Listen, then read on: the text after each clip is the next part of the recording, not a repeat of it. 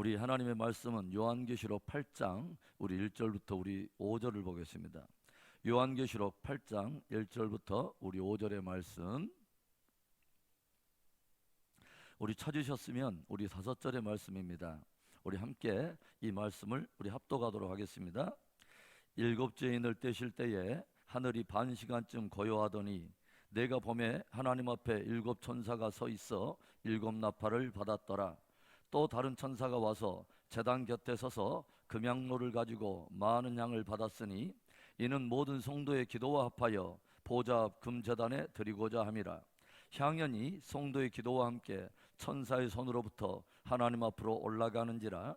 천사가 향로를 가지고 제단에 불을 담아다가 땅에 쏟음에 우레와 음성과 번개와 지진이 나더라. 아멘. 우리 옆에 분들에게 우리 인사 나눕시다. 오늘도 은혜 받읍시다. 아멘. 예. 우리가 이제 요한계시록을 이제 상당히 이제 중반부까지 이제 우리가 진입에 들어가고 있어요. 우리가 오늘 9번째 강의지만 실제적으로는 다른 부설적인 어떤 또 강연들이 몇 개 더 붙어 있었기 때문에 실제로는 한 서너 번째 우리가 함께 요한계시록을 지금 다루고 있습니다. 우리가 요한계시록의 전체적인 우리가 도예만 잠깐 개관해 볼 때 구약과 신약의 모든 이야기가 다 예수 그리스도의 이야기이듯이 우리가 놓쳐서는 안 될 아주 중요한 하나의 개념은 요한계시록도 예수 그리스도에 대한 복음이라고 하는 것입니다. 그래서 요한계시록 1장 1절이 시작되는 바로 그 첫 문장이 무엇을 말합니까? 예수 그리스도의 계시라. 그래서 계시라고 하는 단어를 여러분에게 말씀을 드렸어요. 계시라고 하는 이 단어는 굉장히 주관적이고 개인적이고 신비한 어떤 비밀에 대한 폐쇄적인 영역의 그런 개념이 아니라 오히려 훨씬 더 반대로 계시는 오히려 닫혀진 창을 열어서 커튼을 열어서 안에 있는 것을 밝히 보여준다고 하는 공개적이고 훨씬 더 투명한 그러한 의미를 가지고 있다고 하는 것입니다. 그런데 누구에 대해서? 예수 그리스도에 대해서 그분이 가지고 있는 영광과 또 그분이 마지막 때에 아주 그분이 위치하고 있는 그분의 영광의 위치, 그리고 그분의 영광과 함께 성도들이 가지고 있는 영광의 오묘한 비밀들을 모두 다 커튼을 열어서 역사의 마지막 되어질 모든 미래에 불투명했던 모든 커튼을 열어서 우리들에게 보여줌으로 말미암아 끝을 보고 승리할 수 있도록 우리에게 도전해주는 축복 중에 축복의 복음이 요한계시록인 줄 믿을 수 있기를 바랍니다. 자, 그래서 우리가 계시록을 우리가 전체적으로 크게 7대목으로 여러분 함께 도회해 볼 수 있다고 말씀을 드렸어요. 그래서 1장을 우리가 말한다면 예수 그리스도와 함께 연결해서 주제로 우리가 엮어낸다면 계시의 주가 되신 예수 그리스도라고 여러분에게 말을 했죠. 계시의 주가 되신 예수 그리스도, 이 모든 계시가 예수 그리스도께 속해 있으며 이 계시가 예수님께로부터 흘러나오는 계시의 주체가 바로 예수님이라고 하는 것이죠. 그 다음에 2장과 3장에는 7교회의 이야기가 등장을 하죠. 그래서 7교회의 이야기가 등장하면서 여기에 나타난 예수 그리스도는 우리가 무엇이라고 말할 수 있냐면 교회의 머리가 되신 예수 그리스도. 그래서 예수님은 어떤 분이시냐? 오늘도 7뼈를 그분의 오른손에 붙들고 촛대 사이를 행하시는 분. 그런데 촛대의 비밀은 뭐예요? 7촛대는 곧 7교회니라. 그러니까 부활하신 주님도 오늘도 그분의 관심과 주목의 시선은 어디를 향했냐면 교회를 향해 있다. 그런데 이 교회는 건물의 개념이 아니다. 바로 믿는 성도들의 연합, 즉 저와 여러분 한 분 한 분을 주님은 주목하고 계시고 저와 여러분을 붙들고 계신다고 하는 것입니다. 아멘. 자, 그 다음에 교회의 머리가 되신 예수 그리스도. 그 다음에 4장과 5장에서는 배경이 바뀌는 것을 우리가 보았어요. 그렇죠? 사도 요한에게 뭐라고 말하냐면 이리로 올라오라. 그래서 하나님께서 성령이 요한의 영을 이끌어가지고 하늘의 영광을 보여주죠. 천상의 예배적 광경을 보여주는 게 4장과 5장. 그 다음에 4장은 특별히 뭐요? 성부 하나님을 예배하는 장. 그렇죠? 성부 하나님이 어떤 영광을 가지고 있는가. 그런데 이제 그 모든 영광이 누구에게 이제 넘어가냐면 어린 양이신 예수 그리스도. 그래서 보좌에 계신 이에게 나아가 그 오른손에 붙들려 있는 그 두루마리 책, 임봉된 책을 받음으로 인해서 이제 모든 역사의 모든 주권과 권세가 바로 어린 양에게 넘어가는, 이렇게 그 모습을 보여주고 있죠. 그래서 4장과 5장에는 하늘의 모든 영광과 모든 것을 지시고 만유를 통치하시는 만유의 주제가 되신 예수 그리스도, 만유의 주제 또는 만유의 통치자가 되신 예수 그리스도를 우리가 볼 수 있다. 그 다음에 우리가 이제 무엇을 보냐면 6장에서는 일곱 인에 대한 이야기가 등장을 했죠. 그렇죠? 그래서 어린 양이 첫 번째 인을 떼심이 하면서 인이 떨어지면서 드디어 하나님께서 마지막 시대에 있게 될 모든 일들을 이제는 하나하나 풀어가시는 역사를 보여준다는 거죠. 일곱 인, 그 다음에 일곱 나팔은 8장과 9장에서 이제 등장을 하죠. 오늘부터 이제 8장 9장인데 8장 9장에는 일곱 나팔에 대한 이야기. 그 다음에 일곱 대접은 어디에서 떨어지냐면 16장에서 일곱 대접이 이제 부어지는데, 그래서 이는 우리가 무엇을이라고 말할 수 있다고 그랬냐면 환란의 개요와 서론격을 담고 있다. 인 때는 거죠. 그 다음에 나팔은 환란의 중심부 본론을 차지하고 있다. 나팔입니다. 부는 것입니다. 그리고 본격적으로 그 환란이 진행되어가는 과정을 보여주고 있고, 마지막에는 대접입니다. 환란의 결론부 쏟아 부어버리는 것입니다. 그래서 서론과 본론과 결론 부분에 이렇게 되어지는 일들을 보면서 6장과 8장, 9장, 16장에 되어지는 이 모든 일 속에는 역사의 주관자가 되신 예수 그리스도라고 우리가 말할 수 있다. 역사의 주관자. 그렇죠? 그 다음에 요한계시록 안에는 삽입장이라고 하는 것이 등장하죠. 그러니까 이 모든 역사 속에 이런 일들이 이제 진행되어 가는데 사이사이에 이제 거대한 삽입장들이 있어요. 그래서 이 앞장에 7장에서는 어떤 이야기가 있었죠? 14만 4천의 이야기와 그 다음에 모든 나라와 민족과 백성과 방언 가운데 헤아릴 수 없는 물이 들어오는. 그래서 제가 이 이야기를 어떻게 풀었냐면 유대인과 이방인 가운데 하나님이 생각하고 계시는 충만한 숫자가 구원을 받게 될 거라고 하는 그 이야기를 여러분에게 우리 함께 나눴고, 이방인과 유대인 사이에 있는 역학관계가 있다, 기이한 하나님의 계획이 있다라고 하는 것을 여러분에게 말씀을 드렸어요. 그 다음에 이제 오늘부터 이제 8장 9장 이 아니라 이제 8장 9장 이 이야기를 다룰 텐데, 이 사이에도 이제 뭐냐면 9장과 16장 사이에 삽입장들이 있겠죠. 그래서 10장에서는 작은 책에 대한 이야기가 등장하죠. 그 다음에 11장에는 두 증인에 대한 이야기가 등장하겠죠. 12장에는 해를 입은 여인, 즉 해를 태양을 입고 있는 존귀한 한 여인의 모습인데 승리한 교회의 모습을 보여주는 것입니다. 그 다음에 13장은 일단 빼놓고 14장에는 14만 4천 승리 성도들의 영성을 보여주는 장면이 있어요. 그 다음에 15장에는 유리바닷가에서 또 찬송하는 그 승리하는 무리들을 보여주는데, 그래서 7장과 10장, 11, 12, 14, 15 여기에 나오는 예수 그리스도의 모습은 뭐냐면 성도들로 하여금 승리하게 하시는 예수 그리스도, 즉 승리케 하시는 주 예수 그리스도예요. 그래서 이 사이에 있는 40장에 다루고 있는 이 주제는 뭐냐면 이런 역사들이 진행되어 갈 때 정말 성도들이 무엇을 붙들고 승리할 것인가 라고 하는 것을 아주 중요한 주제를 한 장 한 장마다 다루고 있다고 하는 것을 우리가 알게 돼요. 그 다음에 이제 무엇이 빠져 있냐면 13장이 빠져 있고 그 다음에 17장 18장으로 이제 연결되겠죠. 그래서 13장에는 무엇에 대한 이야기가 나오냐면 바다에서 올라오는 짐승의 이야기와 땅에서 올라오는 그 짐승의 이야기, 짐승의 이야기가 등장하면서 이 땅에서 올라오는 짐승과 바다에서 올라오는 이 짐승의 절묘한 조합을 뭘로 표현하고 있냐면 17장 18장에서는 큰 바벨론이라고 이야기를 하고 있어요. 이 이야기를 이제 제가 처음 서서히 제가 여러분과 함께 나눌 거예요. 그래서 여기서는 이 짐승을 결국은 뭐요? 심판한다는 거죠. 큰 바벨론이 무너지리라. 그래서 심판의 주가 되시는 예수 그리스도, 심판의 주 예수 그리스도. 그 다음에 이제 마지막에는 19장부터 나옵니다. 19장부터 20장까지는 이제 주님께서 공중 재림하시며 드디어 뭐요? 그물의 영광 가운데 오실 때 뭐요? 이제 결국은 사단이 결박을 당하게 되고 이 땅에서는 천년 왕국이 또 이렇게 주어지고 결국은 뭐냐면 이제 영혼들의 영원한 분리들이 일어나면서 이제 영원한 천국이 이루어지는 이 모든 역사 속에 나타나신 예수 그리스도의 모습은 회복의 주가 되신 예수 그리스도죠. 회복의 주 되신 예수 그리스도, 창세로부터 깨진 모든 것을 다 회복시켜버리고 이 모든 나라를 회복한 나라를 아버지께 올려드리는 예수 그리스도의 영광스러운 모습을 우리가 알게 되죠. 그리고 성도들이 주와 더불어 함께 연합해서 영원한 통치에 들어가게 될 성도들의 영광을 또한 더불어 보여주고 있는 것입니다. 자, 여러분 전체적으로 글을 보셨죠?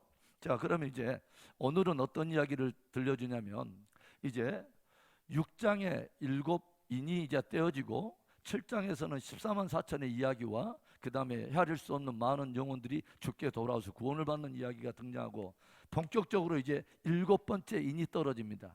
7번째 인 안에는 뭐가 들어가 있어요?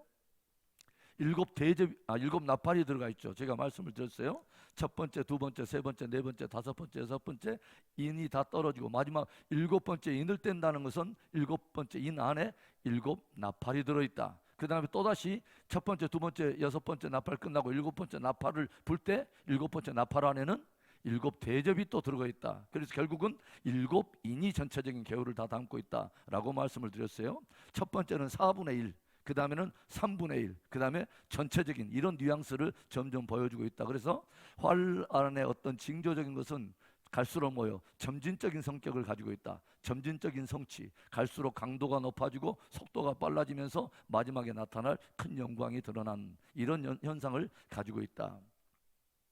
여러분이 요즘 이제 뉴스를 바라보고 우리가 살아가는 시대를 조용히 한번 생각을 해보면 굉장히 우리는 놀라운 시대의 진입에 들어가고 있다는 것을 여러분 아마 느끼실 거예요. 조금만 이렇게 영적으로 조금 이렇게 주목하고 있다면 코로나라고 하는 이 상황이 지금까지 짧은 1년, 2년을 지나가면서 우리는 금세 끝날 줄 알았지만 끝나지 않았습니다. 끊임없이 변이를 물고 들어오면서 점점 더 또 다른 양상으로 이렇게 발전되어 가는 이제 양상을 보여주고 생각지도 못했던 뭐예요? 전쟁의 전운들이 감도는 지역들이 서서히 캐치가 되고 그 다음에 뭐예요? 갑자기 뭐냐면 지진이 일어나는가 하면 미국에서 토네이도가 일어나면서 갑자기 뭐 이렇게 여러 가지 자연적으로 일어나는 여러 가지 의미 있는 사건들이 많이 일어난다고 하는 거죠. 또 처처에 기근이 있으리라 했던 것처럼 기근이 굉장히 또 심해지고 이런 코로나 상황과 맞물려 있으면서 인플레이션 현상이 일어나면서 굉장히 총체적으로 이런 것들이 무르익어가는 것들을 우리가 바라보게 되죠. 그리고 이스라엘과 예루살렘에 서서히 어떤 변화의 조짐들이 일어나고 있는 것도 우리가 조금 목격하고 있어요. 자, 그러면 이제 오늘 이제 7번째 인을 뗄 때에 즉 환란의 본론부에 들어가는 그 진입에 짧은 5구절 안에 굉장히 중요한 메시지를 담고 있는 것을 우리가 함께 봅니다. 그것은 금양로에 대한 비전입니다. 자, 우리가 이제 보겠습니다. 이제 조용히 보니까 7번째 인을 떼기 전에 하늘에 뭐라고 나와 있냐면 반시 동안 고요하더니, 그렇죠? 7번째 인을 뗄 때 하늘이 반시쯤 고요하더니, 이것은 뭐냐면 어떤 평화의 어떤 그런 어떤 조짐이 아니라 뭐냐면 이런 거죠. 뭐냐면 굉장히 그 뒤에 뭐냐면 이제 굉장히 중요한 어떤 엄청난 것이 오기 전에 뭐냐면 조용히 어떤 뭐 경이로운 그 두려움 속에 찾아오는 엄청난 그 짧은 어떤 그 침묵 있지 않습니까? 조용한 그 시간, 무엇인가 뒤에 이제 엄청난 것이 몰려오고 있는 막 그런 그런 분위기 속에서의 고요함을 지금 말하는 거예요. 그래서 뭐냐면 본론부가 이제 들어오기 때문에 엄청난 것이 들어오기 때문에. 그런데 이때 뭐라고 하냐면 내가 봄에 하나님 앞에 드디어 뭐예요? 7천사가 서 있어서 7나팔을 받았더라. 이제 7나팔 받았습니다. 이제 불기 시작하면 돼요. 그런데 그 6절에 불기 시작하기 전에 어떤 것들을 다 보냐면 굉장한 하나의 짧지만 굉장히 강력한 비전 하나를 봅니다. 또 다른 천사가 와서 뭐요? 제단 곁에 서서 금양로를 가지고 많은 향을 받았으니 이는 모든 성도의 기도와 합하여 보좌 앞 금제단에 드리고자 함이라. 금양로, 금양로를 천사가 가지고 왔는데 이거 뭐냐면 성도들의 기도와 합하여 이것을 보좌 앞 금제단에 드리려고 천사가 이것을 가져왔다고 하는 거죠. 그래서 4절에 향연이 성도의 기도와 함께 천사의 손으로부터 하나님 앞으로 올라갑니다. 향연이. 그러자 5절에 천사가 향로를 가지고 무엇을 그 안에다 담냐면은 제단의 불, 하나님의 제단에 있는 불을 그 향로 안에 담아다가 그것을 땅에 쏟으니까 그것이 무엇이 이 땅 가운데서 벌어지냐면 그것이 곧장 우레와 음성과 번개와 지진이 나더라. 굉장히 신비한 장면이죠. 이 금향로, 여러분 성경에서 이 향은 무엇을 의미하는가? 이 향은 성도들의 기도를 의미합니다. 여러분 조용히 보세요. 자, 우리 제가 짧은 그 패러그랩의 그 앞에 소론 부분에 있는 부분을 여러분에게 한번 읽어드릴게요. 마지막 시대에 우리들에게 굉장히 중요한 경건의 영역은 기도입니다. 주님께서 당신의 교회에게 주신 하늘과 땅을 메고 푸신 최고의 권세가 바로 기도입니다. 오늘 우리는 환란의 중심부를 할 수 있는 일곱 나팔에 불려지기 전 신비로운 비전 하나를 보게 되는데, 그것이 바로 기도에 대한 비전입니다. 그래서 1번 주제, 금양로에 기도의 향을 채우라. 자, 계시록 5장 8절에 여러분 유인물에 그대로 제가 그 구절을 찾지 않도록 제가 기록해 놨어요. 뭐라고 나냐면, 그 두루마리를 취하심에 네 생물과 24장로들이 그 어린 양 앞에서 엎드려 각각 검은고와 향이 가득한 금대접을 가졌으니 이 향은 뭐예요? 성도의 기도들이라. 그렇죠? 그러니까 성경에서 향은 뭐다? 성도의 기도다. 그렇죠? 그래서 우리가 조용히 보면은 계시록 5장 8절에 구원받은 성도들의 대표라고 말할 수 있는 24장로들은 각각 어린 양 앞에서 무엇을 가지고 있냐면, 저들에게는 각각 뭐요? 금대접을 하나 가지고 있는데, 그 금대접 안에는 뭐가 들어갔냐면, 하나는 그렇게 손에는 검은고를 들고 있고, 또 하나는 뭐냐면 금대접을 붙들고 있는데, 그 금대접 안에는 뭐요? 향이 가득하다. 그래서 이 향은 뭐냐면 성도의 기도다. 그러니까 구원받은 성도들에게는 아주 특별한 두 개의 무기와 같은 것이 하나 있는데, 뭐냐면 하나는 검은고요, 하나는 뭐요? 향이 가득 담겨있는 금대접이라고 하는 것입니다. 바로 예배와 경배에 대한 하나의 무기가 있고, 또 하나는 뭐냐면 하나는 기도에 대한 것입니다. 여러분, 검은고는 원래는 찬송을 의미하고, 또 뭐냐면 이 금대접은 향이 담겨져 있는 이것은 기도에 대한 영역인데, 여러분, 마지막 성도들에게 최고의 무기가 있다면 예배와 기도입니다. 할렐루야. 이건 굉장히 중요한 거예요. 이것으로 인해서, 그러니까 예배를 또 다른 말로 한다면 우리가 찬송이라고도 말할 수 있겠죠. 하프, 즉 검은고 이건 찬송인데, 찬송과 기도는 마지막 시대에 하나님이 주신 굉장한 무기 중에 하나입니다. 이것을 제가 이 앞전에 시편 149편의 말씀을 가지고 여러분에게 한번 설명을 드린 적이 있는데, 짧게 우리 스케치하기 위해서 한번 가봅시다. 자, 시편 149편. 자, 시편 149편에 마지막 시대에 기도가 가지고 있는 위치는 너무너무 중요해요. 자, 149편에 이런 말씀이 있었어요. 자, 4절에 여호와께서는 자기 백성을 기뻐하며 겸손한 자를 구원으로 아름답게 하심이로다. 5절에 성도들은 영광 중에 즐거워하며 그들의 침상에서 기쁨으로 노래할지어다. 6절에 왜 저들이 영광 중에서 즐거워하며 침상에서도 저들이 기쁨으로 노래할 수 있냐면, 이것 때문에 그렇다는 거예요. 6절에 그들의 입에는 하나님에 대한 뭐가 있어요? 찬양이 있고, 그들의 손에는 두 날 가진 칼이 있도다. 이것으로 문나라에 보수하며 민족들을 벌하며 그들의 왕들은 사슬로, 그들의 귀인은 철거랑으로 결복하고 기록한 판결대로 그들에게 시행할지로다. 이런 영광은 그 모든 성도에게 있도다. 할렐루야. 여러분, 영광 중에 즐거워하라고 말하는데, 이 영광이 성도들에게 있기 때문에 이 영광 중에 즐거워하라는 거예요. 그래서 그 영광 중에 즐거워하라는 말은 뭐냐면 찬송과 기도 속에서 하나님을 높이라고 하는 것입니다. 이건 굉장한 것이죠. 그래서 뭐냐면 입술에는 하나님을 높이는 찬송이 있고, 뭐요? 수중에는 두 날 가진 칼이 있도다. 굉장한 말입니다. 여러분, 성경에 나오는 칼이라고 하는 이 말은 두 날 가진 양날이 선 하나님의 말씀을 말하는 것입니다. 여러분, 말씀을 가지고 있어요. 칼을 가지고 있는데, 이것을 가지고 무엇으로 풀어내면 입술로 풀어냅니다. 하나님의 말씀을 찬송으로 선포하고 기도로 강구하면서 하나님이 역사하신다는 것입니다. 아멘. 하나님께서는 우리 입술에 권세를 주셨어요. 할렐루야. 그런데 우리 입술이 무엇을 고백할 때 하나님께서 역사하시냐면, 하나님이 주신 하나님의 뜻이 담겨있는 하나님의 말씀, 두 날 가진 그 칼, 이 칼, 수중에 둘려진 이 칼을 가지고 뭐요? 하프 앤 뭐요? 보울로. 그래서 하나는 찬송으로, 하나는 뭐냐면 기도로 계속 높여드리며 선포할 때, 이것을 강구할 때 하나님께서 이것으로 인해서 뭐냐면 민족과 나라를 향해서 하나님이 가지고 있는 모든 뜻을 다 집행하신다는 것입니다. 할렐루야. 자, 이런 말씀이 오늘의 말씀과 어떻게 연결되는가 우리 한번 봅시다. 하나님은요, 우리의 기도와 함께 동역하십니다. 그러니까 하나님은 내가 알아서 할 테니까 너희들은 빠져, 이것이 아니라 하나님께서는 동일한 하나님의 뜻을 성도들이 품기를 원하고, 그 동일한 갈망으로 하나님의 뜻을 이루기를 우리가 간절히 기도할 때 하나님께서 그 뜻을 이 땅 가운데 이루신다고 하는 것입니다. 자, 이제 시편 141편 2절에도 여러분 유인물을 보시면, 나의 기도가 주의 앞에 분향함과 같이 되며 나의 손 드는 것이 저녁 제사같이 되게 하소서. 여기도 역시 뭐요? 분향한다, 즉 향을 태운다. 향은 무엇과 관계가 있으면 항상 기도와 항상 관련이 있다고 하는 것을 알게 되죠. 그렇죠? 자, 그래서 여러분, 이것을 하나님께서 성도들의 기도를 어디에다 담았냐면 금양로에다 담았습니다. 또 아까지 뭐냐면 금대접을 가지고 있어요. 그러니까 이것은 무엇을 말하면 기도의 보배성을 말하는 것입니다. 하나님은 성도들의 기도를 굉장히 보배롭게 여기십니다. 하나님께서는 저와 여러분들의 작은 신음도 굉장히 보배롭게 여기고 기도를 굉장히 보배롭게 여긴다고 하는 이 기도에 대한 하나님의 평가, 기도에 대한 하나님의 그 가치를 부여하고 있는 그분이 말씀하시는 그 기도에 대한 그 가치, 이 기도에 대한 가치가 저와 여러분 안에도 새롭게 인식되어야 한다고 하는 것입니다. 하나님은 기도를 굉장히 보배롭게 여기세요. 그래서 그것을 금향로에 담으십니다. 굉장히 중요한 거죠.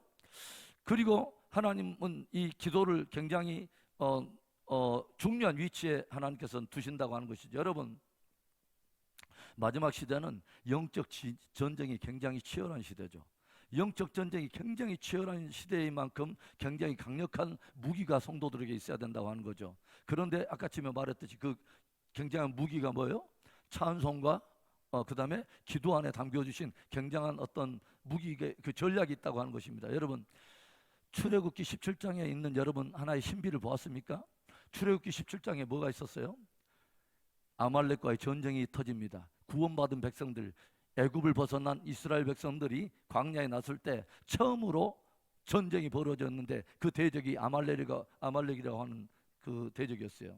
그런데 여기에서 어떻게 보면은 전쟁의 게임 자체가 안 되는 전쟁이에요. 왜 그러냐면 400년 동안 애굽에서 자라온 이 백성들은, 이스라엘 백성들은 군사훈련을 받아본 적도 없고 또 뭐 제대로 된 무기도 없고, 저들은 뭐요? 기껏 해봤자 벽돌 구울 때 쓰는 기구라던가 논밭을 경작할 때 쓰는 농기구 정도 좀 이렇게 들고 나왔지 어떤 창칼을 가지고 있는 사람들이 아니에요. 그런데 광야에서 아말렉이라고 하는 사람들은, 이 사람들은 광야의 호전적인 민족이라, 이 사람은 창칼에 능수능란한 사람들이에요. 계속해서 약탈을 해오면서 광야에서 그렇게 살아온 민족이기 때문에 얼마나 이 사람들의 병법과 전략들이 얼마나 탁월할 것이며 이 광야에 대한 지형에 대해서 얼마나 빠꿈이겠어요. 그래서 이건 전쟁의 어떤 그 게임이 안 되는 그런 전쟁인데, 이때 하나님께서는 전쟁을 명하세요. 그리고 여호수아의 군대가 전쟁을 하러 나가죠. 어떻게 보면 오합지졸처럼도 보이고, 어떻게 보면 제대로 전략이나 전술도 없고 무장도 없고 그냥 어떻게 보면 대충 막 이렇게 챙겨가지고 나간 거예요. 그냥 나간 거죠. 그런데 놀라운 장면 하나를 보여준 것이 있었죠. 여호수아의 군대가 싸우는데 이 전쟁의 승패를 가늠한 것이 정작 싸우는 여호수아의 군대에 의해서 결정된 것이 아니라 누구에서 이것이 굉장히 영향을 받냐면 산 위에 올라가 있는 모세의 손에 의해서 굉장히 영향을 받는다는 거죠. 그렇죠? 모세의 손이 하나님 앞에 들려 올려져 있을 때는 이스라엘 군대들이 이기고, 모세의 손이 내려가면 이스라엘 백성들이 수세에 몰리는 기이한 일들이 일어나요. 그렇죠? 이것으로 인해서, 그래서 모세의 손이 점점 내려가니까 이게 도저히 안 되겠다 해가지고 옆에서 아론과 홀이 양쪽 팔을 붙들고 하루 종일 서 있죠. 여기냐면 모세의 손이 내려가면 안 되니까, 기도의 손이 내려가면 안 되니까 이거 붙들고 계속 있는 것입니다. 그랬더니 마침내 여호수아의 군대가 승리를 거두고, 여기에서 이상한 하나의 아이디어를, 기이한 영감을 얻었던 이 모세는 바로 그곳에다 단을 쌓아놓고 그곳의 이름을 뭐라고 부르냐면 여호와 니시라고 부릅니다. 여호와 니시, 우리가 잘 알고 있는 말 뭐요? The Lord is my banner. 주는 우리의 승리의 깃발이 되신다. 하나님은 어떤 공동체에 승리의 깃발을 주시느냐, 어떤 인생에게 승리를 주시느냐? 기도하는 인생입니다. 기도하는 인생. 여러분, 성경에 보면 문제 없는 인생은 하나도 없어요. 문제가 다 있는 인생이에요. 그런데 대부분의 문제는 사람이 풀 수 없는 굉장한 그런 일들이, 굉장히 많은 문제들을 가지고 있는데 인생이 딱 둘로 나눠지죠. 그 문제를 운명처럼 짊어지고 눌려서 그렇게 살아가는 인생과, 그 문제를 얼마든지 바꿀 수 있는 전능하신 하나님 앞에 가지고 나가서 승리의 깃발을 주시는 하나님 앞에, 나는 능력 없지만, 나는 군사훈련 제대로 받아본 적도 없고, 나는 연장도 없고 정말 연약한 투성인데 하나님께서 하실 것을 믿고 하나님 앞에 의지하고 나아가는 인생에게 하나님께서는 도저히 인생이 한 번도 생각해 보지도 못했고 내 인생 가운데 그런 날이 올 거라고 생각하지도 못했던 엄청난 능력의 인생을 하나님이 우리에게 밝혀주신다고 하는 것입니다. 할렐루야. 이것이 성경이 들려주는 놀라운 이야기입니다. 그래서 뭐냐면 누구든지 어떤 상황이 있든지 얼마나 깨졌든지 상했든지 망가졌든지 상관없이 주님께만 오면 다시 회복된다는 것입니다. 이것이 성경이 들려주는 놀라운 회복의 전략이며, 그것을 위해서 단을 쌓았던 그 기념비가 여호와 니스입니다. 여호와 니스. 얼마나 놀랍습니까? 그렇죠? 이건 굉장한 것이죠. 이것은 기도에 대한 굉장히 보배로운 위치를 우리에게 들려주는 것인데, 이것을 쌓고 이 단을 쌓고 하나님께서 모세에게 뭐라고 하냐면, 야, 너는 이것을 여호수아의 귀에 외워 들리라. 여호수아에게 외워서 아예 이것을 달달달 그냥 이것에 대한 사건의 의미와 이 상황들 다 알게 하라는 것입니다. 밑에서 싸우다 보니까 여호수아는 자기들이 잘 싸워가지고 이긴 줄 알아요. 그런데 하나님이 들려주라는 거예요. 사실 그것 때문에 이긴 것이 아니라 모세의 기도하는 손에 의해서 하나님께서 승리를 주셨기 때문에 이겼다고 하는 것을 여호수아가 알라는 거죠. 왜 여호수아가 알아야 되냐면, 여호수아는 잠시 후면 요단을 건너서 가나안 전쟁을 치러야 될 사람이에요. 그렇죠? 모세 대신에 모든 구원 백성을 데리고 가서 요단을 건너서 가나안 대적들과 엄청난 전쟁을 치러야 될 사람이에요. 그래서 여호수아는 반드시 알고 있어야 돼요. 무엇을? 어떤 일보다 기도가 중요하다는 것을. 그렇죠? 그러니까 마지막 시대에 아주 중요한 것, 저와 여러분이 정말 이 패러다임의 전환, 우리 생각에 패러다임의 전환이 하나 일어나야 될 것이 뭐냐면, 어떠한 일보다 우리는 기도로 싸우는 것을 배워야 된다고 하는 것입니다. 굉장히 중요해요. 마지막 영적 전쟁이 풀어지는 때 기도의 중요성을, 그래서 지금 요한계시록 보여주는 바로 이 기도의 위대한 그 가치와 존귀함, 그 다음에 영적 전략의 어떤 이런 것들을 들려주기 위해서 일곱 나팔 환란의 본론부가 진행되기 전에 바로 그곳에 위치했다고 하는 거죠. 이 중요한 본문이 너무너무 중요하다고 하는 것이죠. 이것을 알아야 된다고 하는 것이죠. 주의 교회와 성도들에게 이 기도에 대한 이 보배로운 가치를 도전하는 굉장히 중요한 그러한 역할을 하고 있다고 하는 것입니다. 여러분, 누가복음 21장이나 마가복음 13장이나 마태복음 24장, 이거 세 가지는 다 예수님의 정말 징조에 대한 이야기를 다양한 각도에 의해서 기록되어 놓은 이야기예요. 마태복음 24장에도 예수님의 징조, 마가복음 13장에도 예수님의 징조, 누가복음 21장에도 예수님의 징조. 그래서 이 징조에 대한 모든 이야기를 다 끝내면 항상 마지막에는 무엇에 대한 비유로 끝난다고요? 무화과 나무의 비유를 배우라. 그래서 무화과 나무의 비유까지 다 끝나고 나면 이제 징조에 대한 모든 총 결론을 무엇으로 딱 끝내냐면 이 구절로 나옵니다. 누가복음 21장, 자 36절을 보겠습니다. 누가복음 21장 36절로 봅시다. 자, 누가복음 21장 36절에 이런 말씀이 있죠. 그러니까 앞에 28절까지 쭉 징조에 대한 이야기 나오고 29절부터는 무화과 나무에 대한 비유 배우라. 그 다음에 34절 마지막 결론하면서 너희는 스스로 조심하라. 그렇지 않으면 방탕함과 술 취함과 생활의 염려로 마음이 둔하여지고 뜻밖의 그날이 덕과 같이 너희에게 임하리라. 이날은 온 지구상에 거하는 모든 사람에게 임하리라. 36절이 이제 마지막 결론입니다. 징조의 마지막 결론은 주님이 항상 이 말씀이에요. 이러므로 너희는 장차 올 이 모든 일을 능히 피하고 인자 앞에 서도록 항상 기도하며 깨어있으라. 아멘. 이것입니다. 그 결론은 뭐냐면 이런 일이 있는데 뭐예요? 너희들은 이 모든 일을 능히 피하고, 이것은 뭐냐면 그 일이 일어나지 않는다는 이야기가 아니라 이런 모든 일 속에서도 너희가 능히 이기고 승리할 수 있도록 무엇이 필요하다는 거죠? 기도로 덧입는 것이 너희는 필요하다, 이 말입니다. 기도가 굉장히 중요하다라고 하는 것입니다.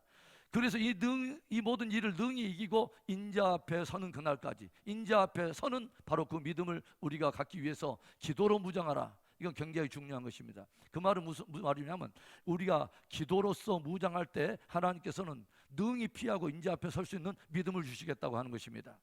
아멘. 굉장히 중요해요. 기도는 우리가 전략을 가지고 우리가 훈련할 필요가 있어요. 기도는 우리가 훈련해야 돼요. 그렇죠?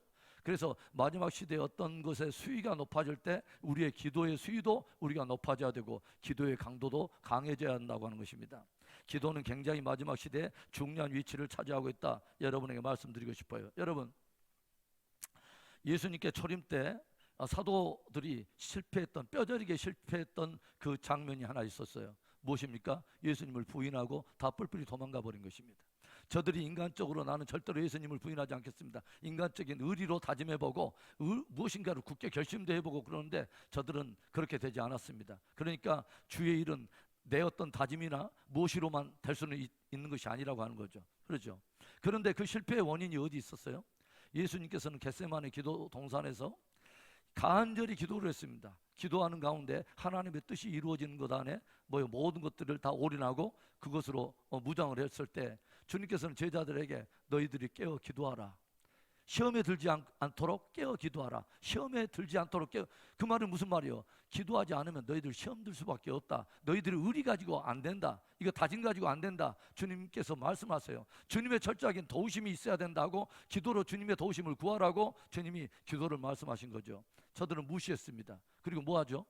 잤습니다. 그렇죠? 금방 입신에 들어가셔가지고 굉장히 편안하게 주무셨어요. 그러더니 나중에 뭐요? 자기들 인생에 뼈저린 실패와 실수를 경험하게 되죠. 예수님을 다 부인하고 뿔뿔이 도망가 버린 것입니다. 그런데 저들이 이제 다시 부활하신 예수님께서 저들에게 왔을 때 너희들은 몇 날이 못 되어 아버지께서 약속하신 이것을 성령으로 너희는 세례를 받게 된다. 아버지 약속하신 것을 받을 때까지 너희들은 예루살렘을 떠나지 말라. 이제 이 제자들은 자기들의 다짐이나 의지적인 이것을 의지하지 않았습니다. 왜 그러냐면 그것의 밑바닥을 이미 봤기 때문에. 그리고 이제는 주님께서 말씀하신 그 말씀을 가지고 이제는 저들이 실제적으로 기도의 골방으로 들어가요. 마가의 다락방에서. 그리고 하나님이 주신 약속, 그 약속 있죠. 아버지의 약속하신 성령을 주시겠다고 하는 하나님의 약속이 있기 때문에 그것이 우리들 가운데 이루어지기를 품고 간절한 갈망으로 기도할 때 그 놀라운 하나님의 뜻이 저들 가운데 이루어지고 성령의 충만함을 받은 저들은 이제는 세상이 감당할 수 없는 놀라운 사람들로 쓰임을 받게 되죠. 굉장히 의미 있는 우리들에게 교훈을 던져주는 것입니다. 여러분, 교회의 생명, 교회의 승리는 기도에 있습니다. 성도들의 신앙의 승리는 기도에 달려 있습니다. 할렐루야. 이거 굉장히 중요해요. 자, 그래서 우리가 마태복음 16장에 보면은 교회에 대해서 말씀하실 때 처음으로 복음서에 처음으로 예수님께서 교회라고 하는 단어를 처음으로 사용했던 구절이 16절에 나오죠. 나의 교회를 세우리라 있죠. My church. 그래서 나의 교회를 세울 것인데 우리 마태복음 16장을 우리 찾아가 볼까요? 자, 마태복음 16장에 봅시다. 마태복음 16장에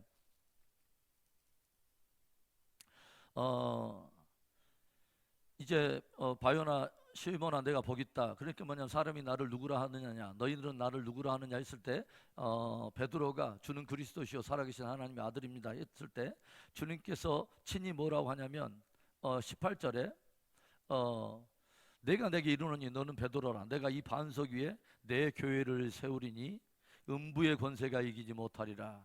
의미 있는 말씀을 주죠. 마이 처치를 세우게 되는데 음부의 권세가 도저히 해할 수 없는 놀라운 나의 교회가 세워지는 날이 오게 된다라고 하는 말이죠. 그게 뭐냐면 그 나의 교회가 세워져 있는데 주님의 교회와 항상 적대적인 세력이 있다고 하는 거죠. 음부의 권세. 그렇죠. 영적 전쟁에 항상 노출되어 있는 그런 일들이 있다고 하는 것이죠. 그런데 음부의 권세가 해하지 못할 놀라운 나의 교회를 세우게 될 것입니다 라고 이제 사도 바울이 예수님이 들려주시면서 뭐라고 말하냐면 그 음부의 권세를 해야 할 그 권세, 놀라운 그 교회의 축복은 뭐냐? 이것이 그 비밀이 19절에 내가 천국 열쇠를 내게 주리니 내가 땅에서 무엇이든지 매면 하늘에서도 맬 것이요 내가 땅에서 무엇이든지 풀면 하늘에서도 풀리리라. 아멘. 여러분, 여기에서 음부의 권세를 해야 할 교회에 주신 최고의 천국의 열쇠, 마스터키, 천국의 열쇠.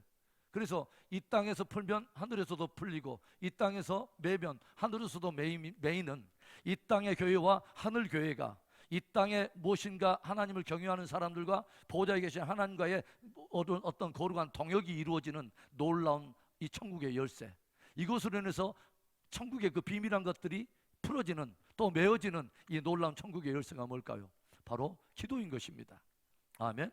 그렇다면 여러분, 사단은 무엇을 가장 두려워할까요? 자기의 권세가 깨지고 해질 수밖에 없는 바로 그 비밀을 하나 알고 있죠. 사단도 알고 있습니다. 뭐요?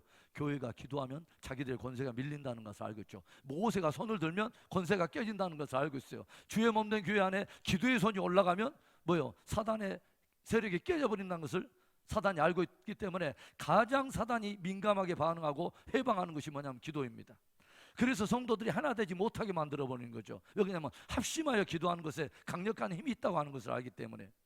여러분, 기도에 대해서만큼 여러분 선한 욕심이 있기를 바랍니다. 주의 몸된 교회는 기도가 쌓여져야 돼요. 금양로에 기도를 채워야 돼요. 할렐루야. 그래서 저는 제 개인적으로는 새벽 시간이 너무 좋습니다. 그래서 또 우리가 어느 정도 이렇게 보면 소수의 무리지만 어느 정도 우리 새벽에 이 군대처럼 딱 이렇게 사람들이 포진해 가지고 이제 기도가 이렇게 쌓여 있는 그런 느낌을 이제 점점 받아요. 그래서 이 기도에 이 쌓여지는 이 모든 것들이 허탄한 것이 아니라 계시록 8장의 서두가 보여주고 있는 것이 뭐냐면 하나도 그 기도가 떨어지지 않고 주님께서 이 보배로운 기도를 금양로에 담아가지고 새벽마다 천사들이 이 기도를 어디에 가지고 올라가냐면 하나님의 보좌 앞에 가지고 올라간다는 것입니다. 할렐루야. 그리고 이제는 어떤 일이 일어나냐면 이 땅에서 올려드린 이 기도 위에 하나님의 제단에 있는 불을 향로에다 담아가지고 이 땅에다 쏟을 때 그것이 뭐냐면 우려와 음성과 번개와 지진이 되더라. 하나님의 능력이 풀어지는 것입니다. 할렐루야. 이것이 기도의 신비인 것입니다. 자, 그래서 천국 열쇠를 우리에게 허락해 주셨다고 하는 것이죠. 그래서 주의 몸된 교회가 성도들이 가장 먼저 눈이 열려서 그 보배로운 가치와 그 권세를 알아야 될 것이 뭐냐면 기도입니다. 그리고 실제로 그것을 접목해서 내가 매일처럼 훈련을 하고 갈수록 좀 더 점진적으로 이 기도를 발전시키는 그런 영역이 있어야 된다고 하는 거죠. 자, 출애굽기 30장에 보면은 여러분 하나님께서 구원받은 이스라엘 백성들이 광야에 나왔을 때 하나님께서는 이스라엘 백성들로 하여금 무엇을 짓게 만들냐면 성막을 짓게 만들죠. 성막, 여러분 아시죠? 성막. 자, 성막을 짓게 만드는데 여러분 성막의 어떤 전체적인 것들 우리가 지금 다룰 수는 없고 무엇에 대한 이야기를 하려고 하냐면 성막에는 동쪽에 문이 하나 나 있어요. 그렇죠? 성막에 동쪽 문이 하나 들어가 있는데 문을 통해서 들어가면 제일로 먼저 만나게 되는 이 첫 번째 이 성물이 뭐냐면 번제단이라고 하는 성물을 만나죠. 번제단. 그러죠? 그래서 이 번제단은 말 그대로 재물을 잡아다가 거기서 피 뿌리고 태워서 드리는 번제 드리는 그 단이에요. 번제단입니다. 그래서 번제단 다 지나고 나면 그 다음에는 뭐가 있을까요? 물두멍이라고 하는 것이 나오죠. 물두멍. 그래서 물두멍이 있어요. 콧구멍이 아니라 물두멍. 그래서 여기다 큰 대화 같은데 물을 담아가지고 제사장이 거기서 이제 손과 발을 씻고 드디어 하나님을 섬기러 성소로 들어가게 되는데 여기서 이제 성소와 지성소가 나뉘죠. 제일 처음에 들어가는 곳이 성소예요. 그리고 안쪽에 있는 곳이 지성소, 가장 거룩한 곳이죠. 그런데 이 성소에 딱 들어가면 세 개의 성물이 있습니다. 뭐냐면 성막 북편에는 떡상이라는 게 있죠. 떡상. 남쪽에는 뭐가 있냐면 촛대가 있고 그 다음에 이 서편에 즉 지성소 바로 앞에 밀접하게 여기에 놓여 있는 게 뭐냐면 분향단이라는 게 있어요. 분향단. 뭐냐면 향을 태워가지고 하나님 앞에 드리는 바로 이 성물이 분향단입니다. 그래서 실제적으로 지성소에 가장 가까이에 있는 성물이 뭐예요? 모든 것 중에 가장 가까이 있는 게 분향단입니다. 그렇죠. 굉장히 의미 있습니다. 그 다음에 지성소에는 뭐가 있어요? 법궤가 있고 바로 하나님의 임재가 있는 곳이 지성소이죠. 그러죠? 여러분, 그런데요, 이 성물 가운데 이 여러 가지 성물이 있지만 그 가운데 뿔이 있는 것이 딱 두 개 있습니다. 뿔이 있는 게. 그래서 할매가 뿔났다, 엄마가 뿔났다. 이게 그래서 뿔이란 것은 무엇을 말하냐면 성경에서 권세를 말하거든요. 권세를 말하는데 딱 두 개만 권세가 있습니다. 뿔이 있습니다. 그게 뭐냐면 번제단. 이 첫 번째는 번제단이 뿔이 있어요. 번제단에는 무엇을 뿌린다고요? 피를 뿌리고 이 제물을 드려요. 무엇을 말하냐면 주의 보혈이 권세가 있습니다. 보혈이 권세가 있습니다. 우리가 보혈을 힘입고 어디로 들어가냐면 지성소로 나아갑니다. 보혈이 권세가 있어요. 그 다음에 또 뿌리 있는 게 뭐냐면 분향단이 뿌리 있습니다. 기도의 권세가 있습니다. 바로 이것을 말하는 것입니다. 그렇죠. 보혈의 권세와 기도의 권세를 우리가 들려준다고 하는 것이죠. 굉장히 의미 있습니다. 그리고 그래서 이 분향단을 이렇게 딱 만드는데 항상 어떻게 되죠? 거기에 뿔이 있고 그 밑에는 이렇게 채를 넣어가지고 고리에다 끼워가지고 항상 이동하게 돼 있어요. 이것은 무엇을 말하냐면 항상 가는 곳곳마다 항상 성도들은 무엇을 할 수 있냐면 기도할 수 있습니다. 항상 가는 곳곳마다 우리는 기도할 수가 있어요. 그렇죠? 그래서 이러한 이제 기도에 대한 어떤 그 이동성 이런 것들을 성경이 우리에게 들려준다고 하는 것입니다. 자, 여러분 이제 계시록에 이제 들어가서 이제 서서히 마무리를 해봅시다. 여러분, 성도들의 기도가 이제 금양로에 담아져 가지고 올라져요. 이 성도들의 기도는 사실은 굉장히 연약한 겁니다. 그렇죠? 어떻게 보면 사실은 굉장히 연약한 우리들의 기도예요. 그런데 우리들의 기도는 연약한데 하나님의 응답은 강력합니다. 기도의 신비는 우리가 어떻게 기도하느냐의 관건이 아니라 우리들이 진실로 하나님 앞에 의지하고 올려드릴 때 결국은 응답하시는 분은 하나님이세요. 그렇죠?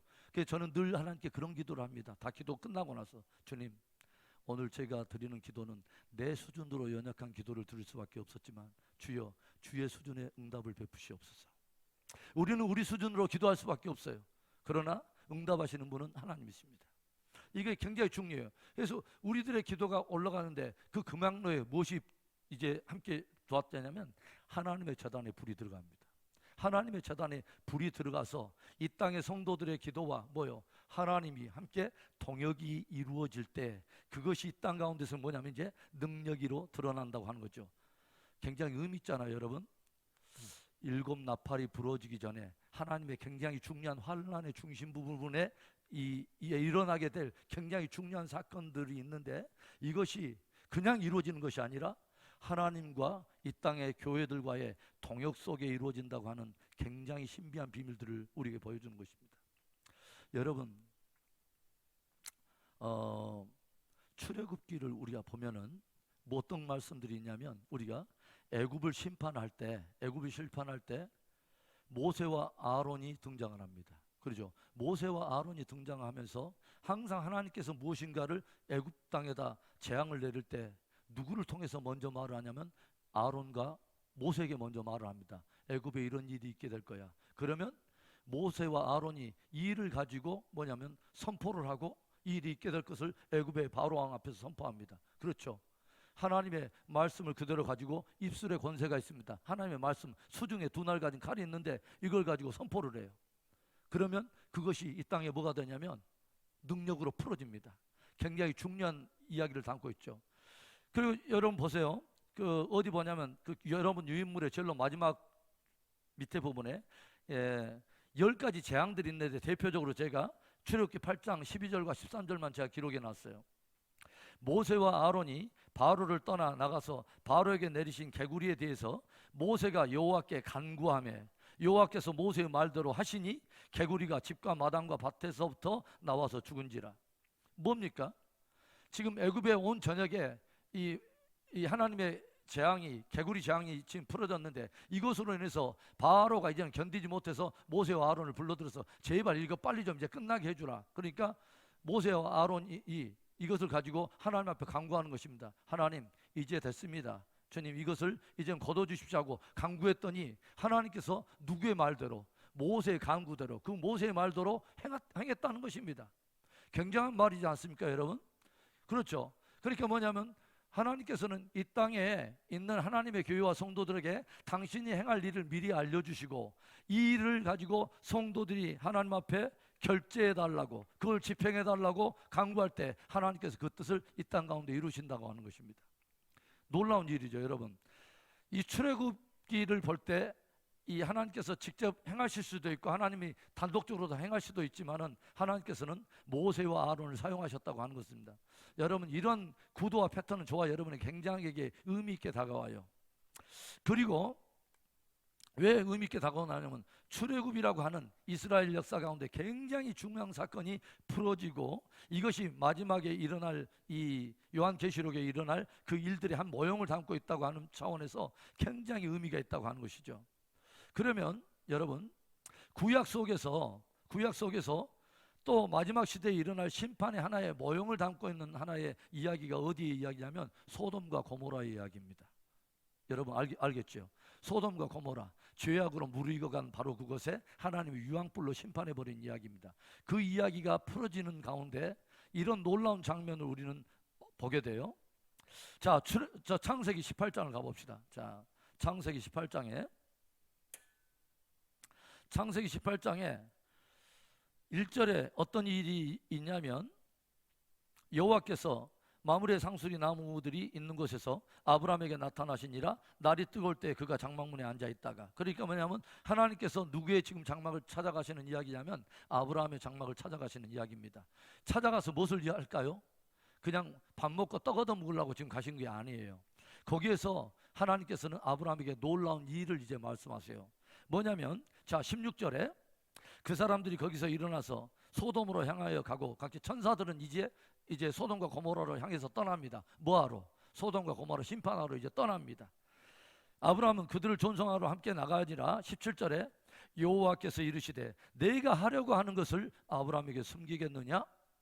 하나님이 당신이 행하려고 하시는 것을 내가 아브라함에게 숨기겠느냐라고 말하면서 18절에 아브라함은 강한 나라가 되고 천하 만민은 그로 말미암아 복을 받게 될 것이 아니냐 하면서 내가 그로 그 자식과 권속에게 명하여 여호와의 도를 지켜 의와 공도를 행하게 하려고 그를 택하였나니 이는 나 여호와가 아브라함에게 대하여 말한 일을 이루려 함이니라 하면서 20절에 아브라함한테 뭔 이야기 해주냐면 여호와께서 또 이르시되 소돔과 고모라에 대한 부르짖음이 크고 내 죄악이 심히 무거우니 내가 이제 내려가서 그 모든 행한 것이 과연 내게 들린 부르짖음과 같은지 그렇지 않은지 내가 보고 알려 하노라. 무엇을 말해줘? 하나님께서 아브라함에게 야 아브라함아 잠시 후면 내가 소돔과 고모라 내가 심판할 거야 라고 지금 말해주고 있는 것입니다. 하나님께서 소돔과 고모라에 대한 심판의 계획을 아브라함한테 지금 들려주신 거예요. 하나님이 진짜 그냥 단도직입적으로 스스로 그냥 하나님이시니까 그냥 집행하시면 되는데 굳이 누구의 장막을 들어오시냐면 아브라함한테 들어와가지고 아브라함한테 당신이 행할 심판의 계획을 다 들려주시더라고 하는 거예요. 왜 들려주실까요? 아브라함은 하나님의 심판의 계획을 듣고 좀 이상하게 반응을 합니다. 무엇을 반응할까요? 이렇게 반응해요. 딱 듣고 나고 있다가 22절에 그 사람들이 거기서 떠나 소돔으로 향하여 가고 아브라함은 여호와 앞에 그대로 섰더니 이제 23절에 아브라함이 가까이 나가서 이르시되 뭐라 하냐면 주께서 의인을 악인과 함께 멸하려 하시나이까? 그 성 중에 의인 50명이 있을지라도 주께서 그곳을 멸하시고 그 50 의인을 위하여 용서하지 아니하시리까? 하나님 소돔과 고모라 멸망하신다는데 그곳에 의인이 50명이 있다면 그 의인 50명까지도 몽땅 그것을 그냥 그 성을 멸하려 하신다는 것입니까? 그러니까 하나님이 놀랍게 반응하셔요. 그러죠. 이런 건방진 녀석이 지금 뭐라고 하는 거야? 라고 말한 것이 아니라 하나님께서 굉장히 리스펙트를 하세요. 뭐라고 하시냐면 26절에 여호와께서 이르시되 내가 만일 소돔 성읍 가운데 의인 50명을 찾으면 그들을 위하여 온 지역을 용서하리라. 하나님께서 아브라함의 생각을 받아주시고 그것을 통해서 하나님께서 반영을 해주신다는 거죠. 아브라함의 생각을 반영을 해주세요. 그러니까 아브라함이 더 이제 막 마음에 의기양양해가지고 또 하나님께 이제는 더 나가가지고 뭐라면 45인이면 어떠실랍니까? 그러니까 45인을 위해서도 나도 용서하리라. 40명이면요 30명이요 우리가 얼른 볼 때 보면 아브라함은 뭐 거의 간이 배바퀴 지금 튀어났어요. 그렇죠? 20명이면 어떻겠습니까? 하나님과 딜을 하는 사람이 아브라함은 대단한 사람입니다. 그렇죠? 그리고 나중에는 뭐까지 이야기합니까? 10명까지 이야기하죠. 자, 어디 가냐면 32절에 아브라함이 또 이르시되 주는 노하지 마옵소서 내가 이번만 더 아뢰리다 거기서 10명을 찾으면 어찌하려 하시나이까? 이르시되 내가 그 10명으로 말미암아 멸하지 아니하리라. 끊임없이 하나님의 품을 파고 들면서 그 소돔과 고모라 땅에 있게 될 의인의 숫자를 계속 강조하면서 그것을 하나님께 기억시키면서 긍휼을 구하는 이 아브라함의 기도를 하나님이 듣고 아브라함의 기도를 반영하신다고 하는 것이죠. 놀라운 일 아닙니까? 소돔과 고모를 향한 심판의 계획을 단도적으로 집행하신 것이 아니라 이 계획을 가지고 마치 하나님께서 누구의 뜻을 물으려 하는 것 같냐면 아브라함의 장막에 갖고 와서 아브라함아 내가 이 일 하려고 그러는데 네 생각은 좀 어때? 라고 아브라함의 하나님께서 이쪽에다 여호와 하고 딱 사인해놓고 옆에다 빈 공란으로 코사이너 다른 하나의 동역자의 코사이너의 하나의 사인란을 비워놓은 것처럼 아브라함에게 가지고 나와서 너를 어떻게 생각해? 네 동의해? 라고 지금 묻는 그런 양상이라는 거죠. 그러죠. 그리고 아브라함이 It's okay 10명 그렇게 하면 하나님 이렇게 하십시오 라고 해서 아브라함이 사인하니까 드디어 소돔과 고모라에 그 사건이 집행된다고 하는 거죠. 놀라운 거죠, 여러분. 얼마나 놀랍습니까? 지금 바로 그것을 보여주는 것이 뭐냐면 바로 계시록 8장에 있는 이야기라는 것입니다. 성도들에게 하나님께서는 이제 소돔과 고모라의 심판을 이야기하시는 것이 아니라 역사의 마지막에 있게 될 하나님의 날, 환란의 중반부에 있게 될 어마어마한 마지막 시대의 역사의 패러다임에 대한 심판의 계획을 모두 어디에다 알려주냐면 주의 교회에 가르쳐 준다는 거죠. 주의 성도들에게 가르쳐 준다는 거죠. 왜 이걸 가르쳐 주실까요? 이 하나님의 뜻 안에서 뭐요? 하나님의 구원 계획을 위한 하나님의 긍휼을 구하라고. 그래서 하나님과 이 마지막 시대를 한 시선으로 보고 하나님의 구원 역사, 마지막 역사를 함께 동역을 이루기를 원하는 같은 뜻을 가지고 이 마지막 시대를 바라보고 영원 구원에 대해서 함께 이루어가기를 주님이 원하시고 계신다고 하는 것입니다. 아멘. 바로 이것이 놀라운 신비 중에 하나인 것입니다. 아브라함을 사용해서 모세와 아론을 통해서 계속 이 기도하는 무리들과 함께 동역을 이루시고 저들이 기도할 때 하늘에 불을 담아서 이 땅에 쏟아내는 것이 뭐냐면 이 땅의 권능과 모든 일들이 풀어진다고 하는 것이죠. 굉장한 이야기죠. 저는 그런 생각을 해봐요. 마지막 시대에 굉장히 환란이 극심해지고 악이 득세해져 가는데 저는 실제로 하나님의 교회가 이 계시록에 있는 나팔에 대한 이야기는 하나님의 이루고자 하는 뜻을 가지고 기도할 때가 저는 오리라고 저는 믿습니다. 굉장히 어둡고 완악한 시대에 어떤 뭐냐면 하나님의 교회가 핍박을 받고 환란을 당하게 될 때 하나님께서 이루어주기로 원하는 하나님의 그 심판 계획을 붙들고 하나님의 뜻을 이 땅에 이루시옵소서라고 기도할 때가 저는 올 거라고 하는 생각이에요. 저는 때때로 그런 또 기도를 합니다. 하나님, 점점 코로나로 인해서 많은 사람들의 마음이 둔해지고 점점 믿음에서 점점 둔해지고 하나님 이렇게 점점 하나님의 교회가 이렇게 점점 잠들어가고 이러면 되겠습니까? 주님 교회를 흔드시옵소서. 주님 성도들의 영혼을 흔드시옵소서. 저들이 깨어나도록 흔들어 주시옵소서. 생의 터전과 삶을 흔들어 주셔서 정말 하나님이 저들이 깨어나는 정말 하나님과 같은 시선으로 마지막 시대를 바라보고 함께 동역해 갈 수 있는 그 영성을 빚어주시기까지 하나님 주님은 우리들을 어떻게 깨워야 우리가 일어날지를 주님은 아십니다. 주님 흔드시옵소서 깨우시옵소서. 저는 그런 기도를 합니다. 우리가 정말 하나님의 동역자로 준비가 되어야 되지 않겠어요? 한 시선을 가지고 우리가 마지막 세대를 이해할 수 있어야 되지 않겠습니까? 그래서 저는 그런 기도를 때때로 해봅니다. 여러분 오늘 굉장히 성경 우리에게 중요한 비전을 하나 던져주고 있습니다. 기도에 대한 비전입니다.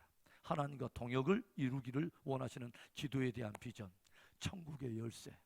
그런데 과연 이 천국의 열쇠를 그 안에 담겨있는 비밀한 능력과 권세를 얼마나 알고서 얼마나 많은 사람들이 사용하게 될 것인가는 그것은 교회에 달려있고 성도들에게 달려있을 것입니다. 저와 여러분 안에 이 기도에 대한 가치와 이 기도에 대한 권세와 그 능력, 그 귀한 그 이해가 하나님이 정말 우리에게 주시고자 하는 그 동일한 그 가치와 그 축복을 우리가 인식하게 됨으로 인해서 기도로 우리가 마지막 세대를 승리하게 되는 귀한 은혜가 있기를 바랍니다. 만민의 기도하는 집이 교회의 정체성입니다. 만민의 기도하는 집. 자, 우리 오늘의 말씀 여기까지 우리가 함께 나누었습니다.